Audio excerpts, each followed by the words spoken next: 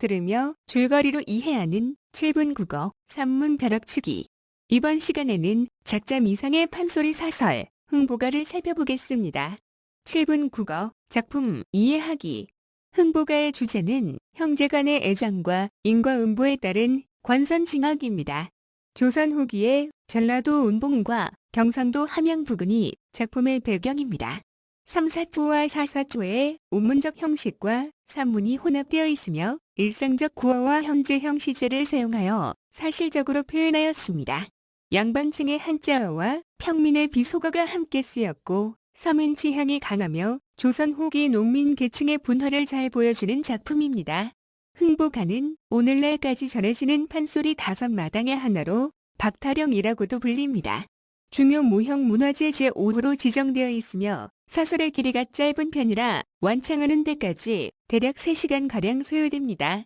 이 작품은 방이설화, 동물보훈설화, 박타는 처녀 설화 등에서 채용한 모방담을 바탕으로 합니다. 흥보가는 우스움재담이 많아 판소리 가운데 특히 해악성이 두드러지는 작품으로 평가받습니다. 놀보의 부정적인 측면을 보여주는 장면에서는 이를 비판하기 위하여 풍자적인 표현도 많이 사용됩니다. 작품 전체에서 비속어와 서민의 재담, 그리고 의성어와 의태어 등을 잘 활용하여 사실감과 해악성을 드러내고 있습니다.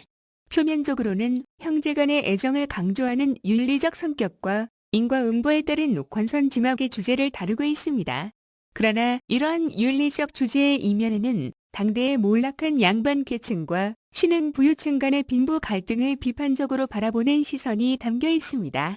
즉, 몰락한 양반으로서 생활력이 없는 흥보와 물질 만능주의의 전형을 보여주는 놀보에 대한 당대 서민들의 비판, 그리고 이들 사이에 새롭게 발생한 갈등 양상을 이면에 담고 있는 것입니다. 적극적으로 부를 축적하는 놀보는 인륜 도덕도 지키지 않고 돈만을 바라는 인물입니다.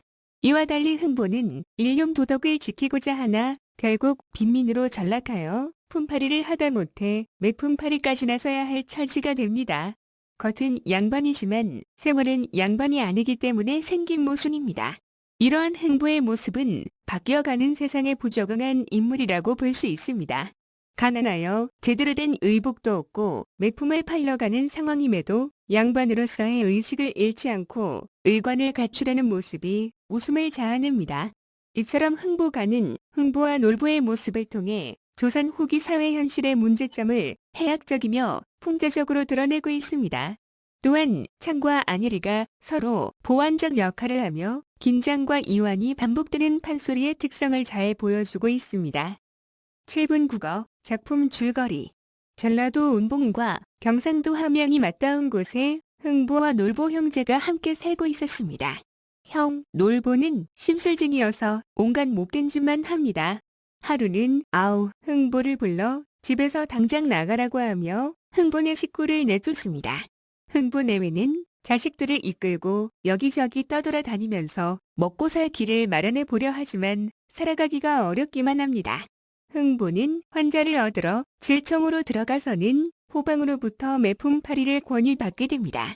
매품팔이를 해주는 사람에게 노잣돈으로 주라는 단량을 받아서 돌아왔으나 흥보의 아내는 이를 만류하지만 흥보의 자식들은 철없는 요구들을 합니다.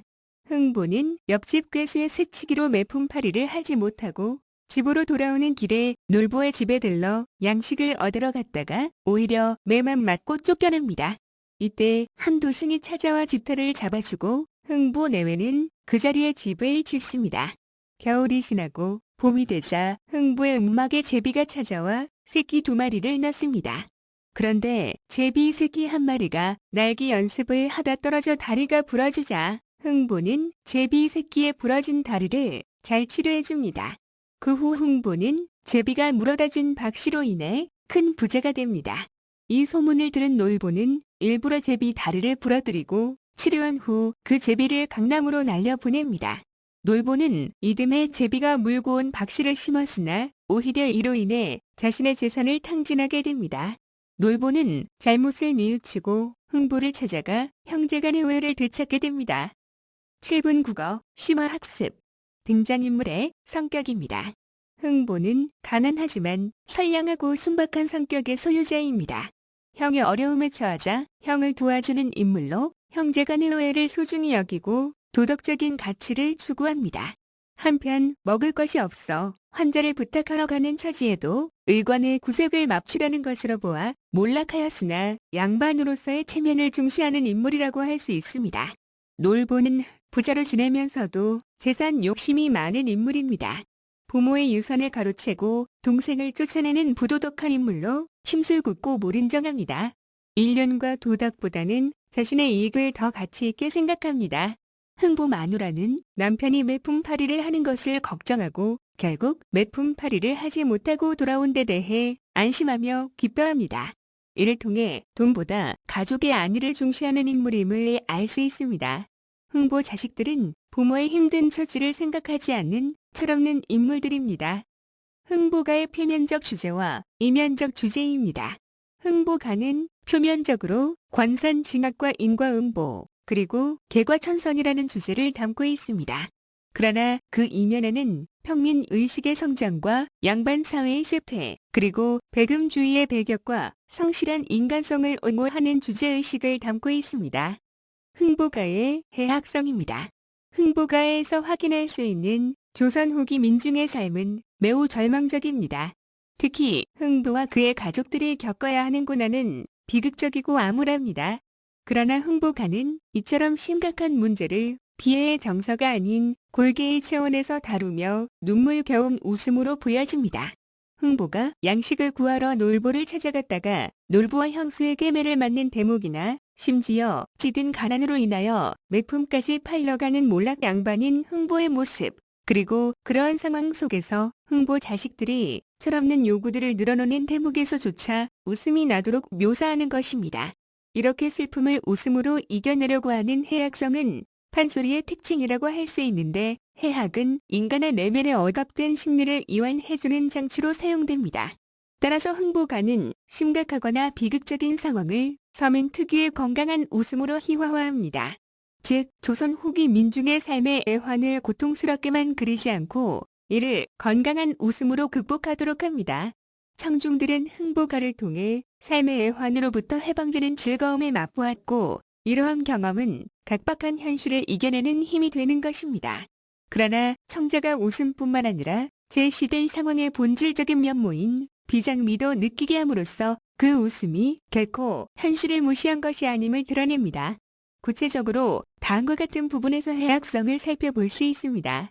환자를 얻으러 가는 흥부의 난무한 차림새를 이르는 장에서 흥부 7회 볼짝시면 편자 떨어진 헌망건 바풀권자 노당줄 뒤로 잔뜩 졸라매고 철대 부러진 헌팔이 버리줄 총총 매어 조사 가끈 달아쓰고 떨어진 헌배 도포 열도 도막 이은 실띠 고품배 눌러비고 한 손에다가 떨어진 부채 들고 또 한 손에다 곱돌조대를 들고 그래도 양반이라고 8팔자 걸음으로 비스듬하게 들어간다 라고 말하는 부분이 있습니다. 여기에서는 인물의 외양과 걸음새를 우스꽝스럽게 묘사하였으며 외모와 걸음새가 서로 맞지 않도록 하여 웃음이 느껴지도록 합니다. 또한 흥부가 환자를 얻으러 가서는 호방에게 양도가 전량되어서 환자 한 선만 주시면 가을에 착실히 갚을 테니 호방 생각이 어떠는지 라고 말하는 부분이 있습니다.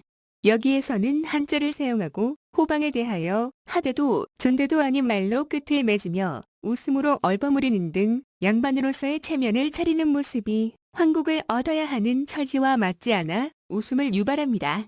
한편 매품을 파는 사람에게 줄 노잣돈 마삭 단량을 받아 고기 죽을 써 먹는 부분에서 이 돈을 가지고 쌀 팔고 고기 사고 고기 죽을 누그름하게 11통이 되게 써가지고 각기 한 통씩 먹여놓으니 모두 식곤증이 나서 앉은 자리에서 고작 마귀잠을 자는데 죽 국물이 코끝에서 쇠죽 후주국 내리듯 댕강댕강 떨어지겄다 라고 말하는 부분이 있습니다. 여기에서는 배고픔에 시달렸던 흥부 가족이 죽을 정신없이 먹고 나서 조는 모습을 우스꽝스럽게 묘사하고 있습니다. 서민들의 삶에서 알 수 있는 박의 기능입니다. 흥부가 굶주리는 가족을 위해 박을 타는 대목에서 밤낮으로 벌었어도 삼순구식을 할 수가 없고 가장은 보왕이 나고 자식들은 아사지경이 된다고 말합니다. 이를 통하여 당시 서민들은 기본적인 의식주 문제조차 해결하기가 어려웠음을 알 수 있습니다. 흥보 부부가 박을 내렸다니 그 안에서 돈괴와 쌀괴가 나온다는 설정은 가진 것이 없어 사람 대접을 받지 못하여 먹고 살기조차 비참했던 현실을 역설적으로 그려내고 있습니다. 동시에 이러한 현실에서 벗어나기를 원하는 서민들의 소망을 상상 속에서나마 실현하고 있는 것입니다. 흥보가의 이중적 구조입니다. 흥보가는 흥보와 놀보를 대립시킴으로써 그들의 상반된 성격이 잘 드러나도록 만든 작품입니다. 착하고 형제를 중시하는 흥보의 모습과 악하고 돈 앞에서는 우애를 저버리는 놀보의 인간성이 극명하게 대립되어 드러납니다. 이러한 점은 양반 사회가 지닌 도덕률을 드러내는 일반적인 구성이라고 할 수 있습니다. 이는 무력한 서민과 교활한 분홍의 모습을 통하여 작품의 주제인 관선징악을 이끌어내는 것입니다. 한편 흥보가 제비 다리를 고쳐주어 그 보답으로 많은 재물을 얻게 되고 놀보가 흥보를 따라하다가 벌을 받아 빈털터리가 되는 대목은 착한 일을 하면 복을 받게 된다는 교훈과 흥보와 같은 부자가 되고 싶어하는 서민들의 환상을 반영한 것이라고 할 수 있습니다. 이러한 점에서 볼 때 흥보가는 서민의 꿈을 그리면서도 양반 사회의 도덕률을 만족시키는 이중적 구조를 지닌다고 할 수 있습니다. 또한 흥보가 보은을 받는 과정과 놀보의 개과천선이 함께 드러난다는 점에서 이 작품은 선과 악을 동시에 가지고 있는 인간의 본질을 보여주기도 합니다. 흥보가에 나타난 표현상 특징입니다. 흥보가는 판소리로 구현되던 것으로 생생한 구어를 사용하고 전라도 사투리를 구사하여 현장감이 높다는 점이 특징입니다. 동일한 어구의 반복과 대구 등을 통해 리듬감을 조성하는 사사조의 운문이 중심이지만 부분적으로는 선문적 진술도 드러납니다. 현재형 시제를 사용하여 극중 세계의 사실감을 높이고 있으며 상황의 과장을 통한 해학적 표현으로 희극미를 보여줍니다.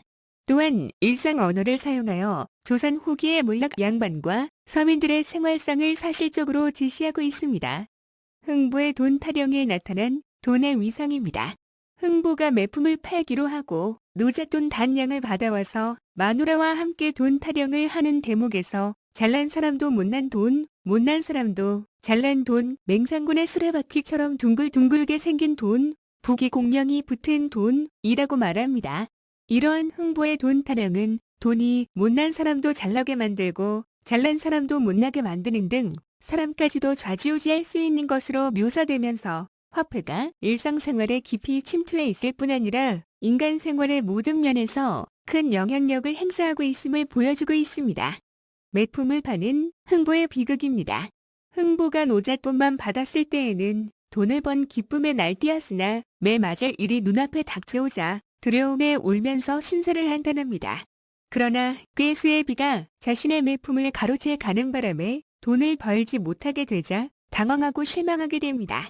이는 매품을 팔더라도 비극이지만 매를 맞지 못해도 비극일 수밖에 없는 역설적 상황이 드러나는 것입니다. 이 장면에서 매를 대신 맞아주고 돈을 받는 일이 있었다는 사실 자체도 문제이지만 매품팔이를 하기 위하여 서로 경쟁을 한다는 설정은 당시에 가난한 이들이 얼마나 많았는지와 그들의 비참한 삶의 모습을 적나라하게 보여주는 것입니다. 흥보가의 모방담 구조입니다. 모방담 구조는 선한 인물이 우연한 선행을 통해 행운의 결과물을 얻고 악한 인물이 선한 인물의 행위를 모방하다가 불행한 결과를 맞이한다는 설정을 말합니다. 흥보가에서도 이러한 모방담의 구조가 드러나는데 선인은 흥보의 행위를, 악인은 놀보가 모방하여 정반대의 결과를 가져오는 것이 이에 해당합니다. 놀보에게 쫓겨난 흥보는 온갖 고생을 하다가 제비의 다리를 고쳐주는 선행을 베풀고 제비에게 보은의 박씨를 받아 부자가 됩니다.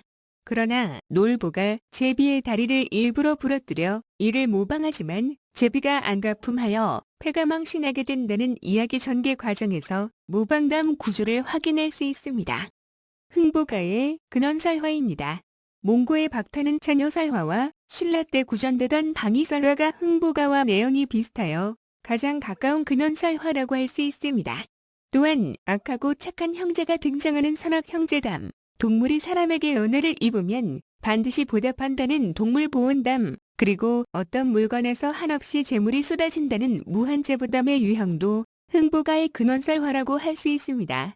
한문 어구의 사용이 지니는 의미입니다. 서민들이 사용하는 일상어와는 달리 한문 어구는 거리감을 느끼게 하고 낯선 느낌을 줍니다. 그러나 한문 어구는 인물의 처지나 태도를 효과적으로 드러내고 판소리가 신분 계층을 구분하지 않고 양반들에게도 널리 향유되었음을 보여줍니다. 이는 판소리가 처음에는 주로 서민들이 소비하는 갈래였다가 나중에는 상하층을 구분하지 않고 폭넓게 즐기는 문학으로 발전하였음을 알려주는 것입니다. 흥부가에 나타난 민중의식입니다. 작품에서 흥부가 아전에게 어떤 말투를 써야 할지 갈등하는 대목이 나옵니다. 여기에서 흥부는 몰락한 양반으로 경제적 어려움을 겪고 있기 때문에 황국을 얻어야 하는 입장이지만 양반으로서의 권위와 체면은 유지하려 합니다. 흥부가 황국을 얻어야 하는 처지이므로 아전에게 존대를 해야 될 것 같지만 그럼에도 불구하고 양반인 자신이 아전에게 존대를 하는 것은 적절하지 않다고 생각하기 때문에 갈등하게 되는 것입니다. 한편 박을 타고 부자가 되는 흥부의 모습에서는 큰 재물을 얻기 바라는 당대 서민들의 대성의식에 드러냅니다.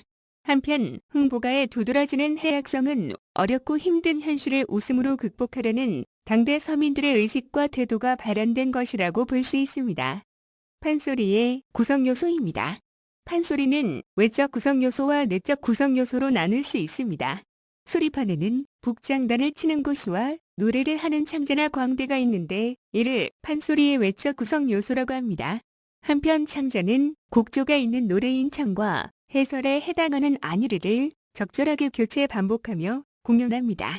이때 창자는 자신이 서술하는 부분의 내용을 몸으로 연기하여 표현하기도 하는데 이를 너름세라고 합니다. 또한 고수는 창자의 흥을 돋우기 위해 판성을 내는데 이를 최임새라고 하며 이것이 판소리의 내적 구성 요소입니다. 판소리 사설의 특징입니다.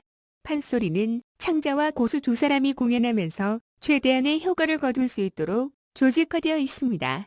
고수는 북으로 장단을 맞출 뿐만 아니라 최임새라는 감탄사를 이따금씩 내어 흥을 돋우고 청중의 반응을 대변합니다. 창자는 부채를 하나 들고 연기하는데 이를 너름새라고 합니다. 특히 장면 묘사를 할 때에는 아주 실감나게 합니다. 안일이와 창을 섞고 진양에서 휘몰이까지 장단 변화가 다채로운 데다가 거기에 상응하는 사설도 변화하여 청중을 사로잡습니다. 상황을 설명하고 사건의 경과를 요약하는 말은 안일이로 해야 쉽게 알아들을 수 있습니다. 안일이에서 창으로 넘어가면서 감정이 고조되고 갈등이 조성됩니다. 창만 계속해서 하면 공연자도 힘들고 청중도 너무 긴장이 되기 때문에 중간중간에 안일이를 섞습니다. 창과 안일이가 서로 보완적인 작용을 하면서 긴장과 이완이 엇바뀌도록 합니다. 판소리의 장단입니다. 판소리에서는 다양한 장단이 사용됩니다. 안일이는 창자가 소리를 하다가 한 대목에서 다른 대목으로 넘어가기 전에 말을 하듯 사설을 엮어나가는 부분입니다. 진양조는 가장 느린 곡조입니다. 곡 전체가 느리고 슬픈 서정을 보여주는 대목에서 주로 사용됩니다. 중무리는 중간 빠르기입니다. 담담하고 서정적인 대목에서 주로 사용됩니다. 중중무리는 중무리보다 조금 더 빠른 장단입니다. 흥추를 돋우며 우아한 느낌을 줍니다. 춤을 추거나 화려하고 요란한 대목에서 주로 사용됩니다. 잦은무리는 빠른 곡조로 어떤 일이나 사건을 늘어놓는 대목에서 주로 사용됩니다. 휘몰이는 가장 빠른 곡조입니다. 사건이 급박하게 벌어지는 대목에서 주로 사용됩니다. 언몰이는 빠른 삼박과 이박의 병조음입니다.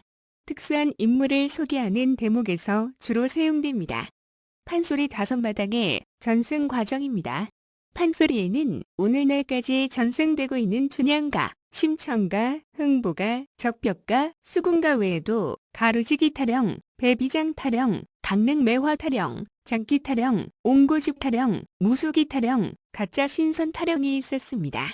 이 12마당은 18세기 후반에 성립되어 19세기 초까지는 가창되었으나 19세기 중엽부터 점차 한두 마당씩 탈락하기 시작했습니다.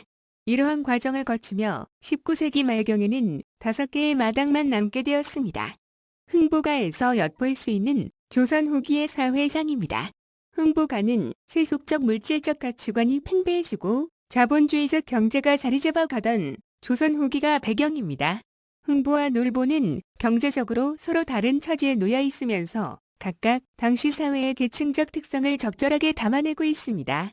흥부는 실제 생활은 하층민으로 전락했으나 신분과 유교 사상에 얽매여 있는 몰락한 양반을, 놀보는 조선 후기에 출현한 서민 부자의 모습을 보여주는 인물입니다. 흥부는 심성이 착하기는 하지만 매우 가난하며 당시 사회 변화의 흐름을 제대로 입지 못하는 인물입니다. 양반이 경제적으로 몰락하여 매품을 팔아 연명해야 하는 상황은 기존의 사회적 질서가 무너지고 물질주의적 가치관이 지배하는 사회상을 보여주는 것입니다. 또한 흥부가 곡식을 꾸려가면서 호방에게 하대를 해야 할지 존대를 해야 할지 걱정하는 부분에서도 신분제가 붕괴되어 양반의 권위가 약화된 현실과 경제적 가치가 부상하고 양반이라도 그 역량이 없으면 최하층 빈민으로 전락할 수 있음을 짐작할 수 있습니다. 흥부는 가족의 생계를 위해 온갖 고생을 하지만 가난으로부터 벗어나지 못합니다. 흥부 가족의 고난이 제비가 물어다 준 박씨로 해결된다는 것은 당시 빈곤의 문제가 현실적인 방법으로는 해결이 불가능한 구조적인 것임을 보여줍니다. 반면에 놀보는 자신의 경제적 기반과 물질적 자산을 보존하는 것에만 관심이 있으며 이를 위해서는 패륜적 행위도 마다하지 않습니다. 놀보는 기존의 윤리의식이 무너지고 새롭게 대두된 가치관과 그로 인해 생겨나는 부작용을 보여주는 인물입니다. 한편 옆집 괴수의 비가 흥부의 매품팔이 기회를 가로챈 부분에서 매품을 팔아야만 생계를 이을 수 있을 정도로 서민들의 생활이 어려웠음을 짐작할 수 있습니다. 매품팔이가 있었다는 것은 조선 후기의 법률과 그 집행이 문란했으며 나아가 이러한 법의 빈틈을 이용해서 관료와 결탁한 사람들이 있었음을 보여주는 것입니다. 매품팔이는 관리들이 죄를 짓고 이를 피하기 위한 수단이며 아전들이 이를 소개하고 제안하는 모습에서 그들의 부정부패가 매우 심각한 상황이었음을 알 수 있게 합니다. 함께 읽으면 도움이 되는 작품입니다. 제말식의 장편 소설 태평천하가 있습니다. 태평천하는 주인공 윤직원 영감을 중심으로 부정적 인물들이 구한 말부터 일제강점기에 이르는 시대 변화에 대응하는 방식을 풍자하고 있습니다. 이러한 풍자는 반어와 인물의 희화화를 통해 구현되고 있으며 특히 판소리 문체를 계승하고 있다는 점에서 주목할 만합니다. 봄봄은 교활한 장인이 딸을 믿기로 3년이 넘도록 대릴사 위인 나의 노동력을 착취하는 모습을 해학적으로 그린 소설입니다. 봄봄에서 장인은 풍자의 대상이며 그의 의문스러운 행동과 나의 어수룩한 모습은 웃음을 유발합니다. 등장인물을 해학적으로 그려내었다는 점에서 이 작품과 비교해 볼 만합니다.